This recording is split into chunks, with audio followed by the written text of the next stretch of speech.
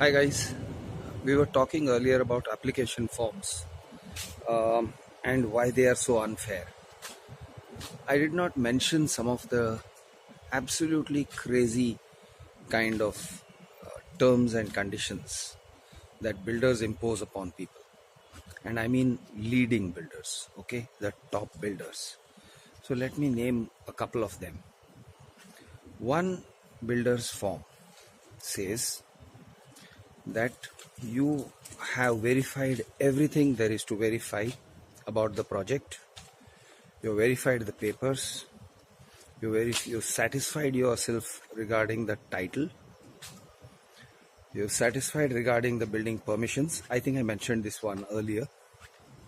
And so you waive the right now to ask for these details again. This is one condition. So what does this mean? It means that essentially you are never going to ask the builder to give you any kind of paperwork to show his title on the land, to show his whether he has got the building permissions, etc. In addition to that, they also put in a clause that says that the builder is at liberty to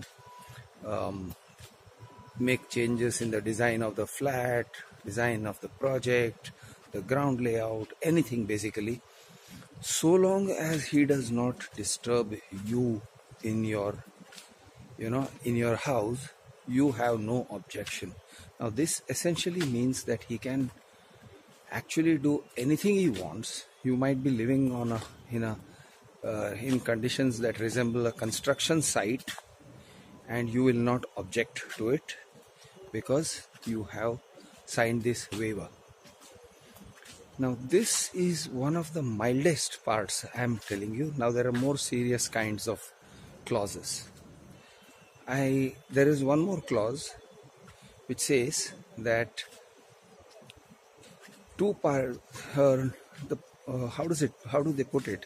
They put it something like this: no party shall raise any objection regarding the carpet area, and if either of the parties, now either of the parties means you and the builder, naturally the builder is not going to raise an objection about his own carpet area, so that leaves you. So if either of the parties raises any objections regarding the carpet area, then all the floor finishes and the wall finishes shall be removed, stripped away, at the cost of the party raising the objection before the carpet area is measured.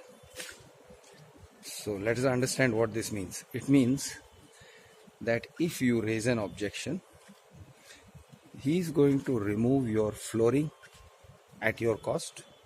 He is going to remove the wall putties and all that and basically destroy your wall, okay, remove all the finishes, and then he is going to measure it. Now I don't see any reason why anybody should have to go to such lengths for measuring a carpet area. Carpet area is quite simple to measure.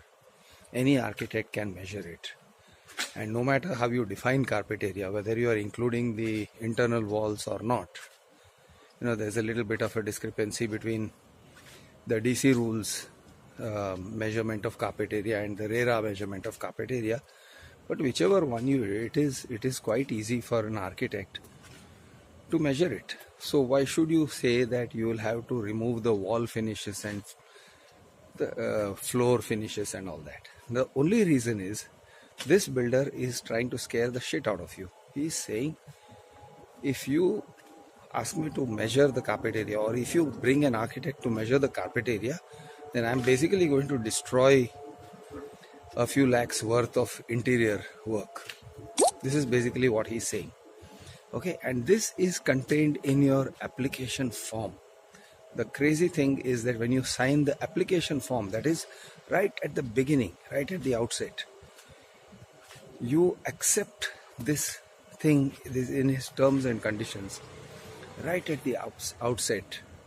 Okay, when you sign his application form and you say, yeah, I'm okay with this. This is one thing. Now there's another one. Yeah, let me tell you one more. You swipe your card, right? So you have made what they call an application to the builder. Now, first of all, I object to this whole thing of making an application to the builder. You are a customer, builder is out there to sell you something. Okay, it is not like a government.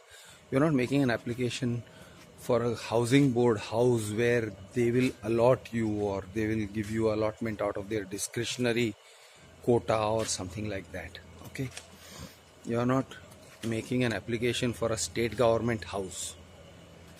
You are basically a buyer who is out to purchase a flat, and you have you are giving an advance, and you are writing down the name of the flat, the building. You are writing down the number of the flat number, the wing, the carpet area details, everything. So it's so obvious that there does not have to be any kind of an application letter. But people are stupid enough to do this, to submit to this idiotic kind of custom that the builder is imposing on them. Okay, and the builder is not imposing it innocently, he is doing it with a reason. So this application form, you fill up the application form and you swipe your card. Okay, do you know there are some builders who will say, I think many of them actually, many of these top builders say,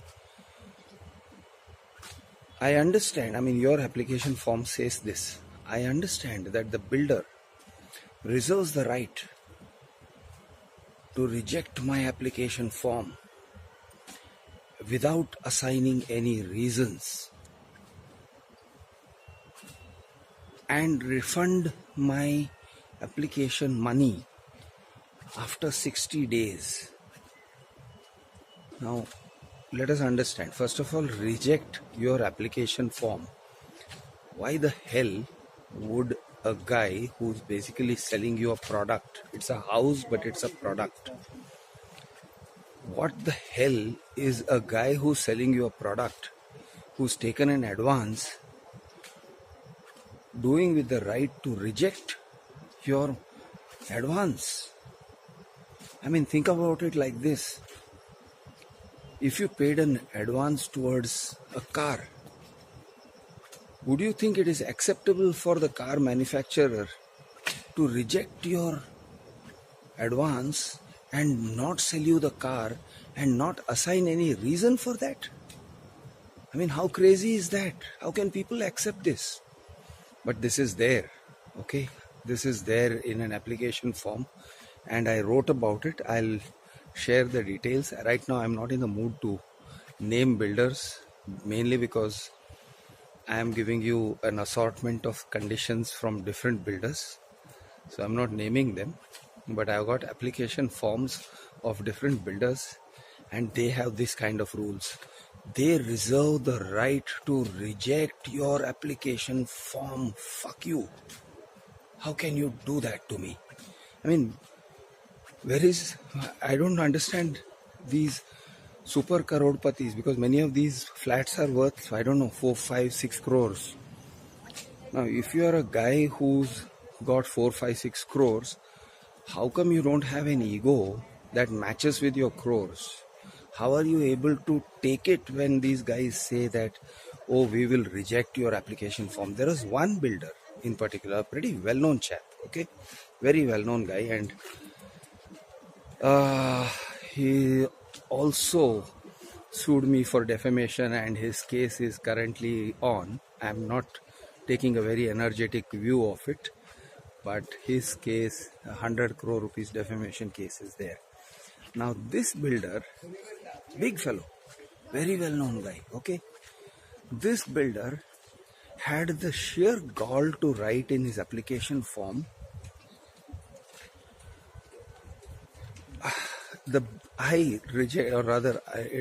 your application form is filled up by you. So it says, I understand that the builder can reject my application form on account of moral turpitude. Moral turpitude, can you get that? Like, fuck off, I won't give you a house because you are a loose woman. You know, you like sleeping around. Or fuck off, I won't give you a house because I think you are a bad guy. Who cares? Who cares? You are not there to judge my character. You are there to give me a house. I may be a murderer. I may be a rapist. I may be a whore. I may be a gigolo. Okay. Who are you to judge my moral character?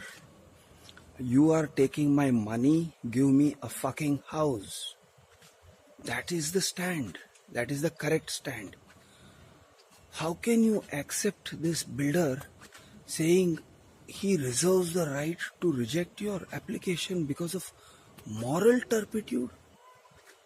I mean, seriously here, what do these guys think they are? You know where the moral turpitude clause usually comes in?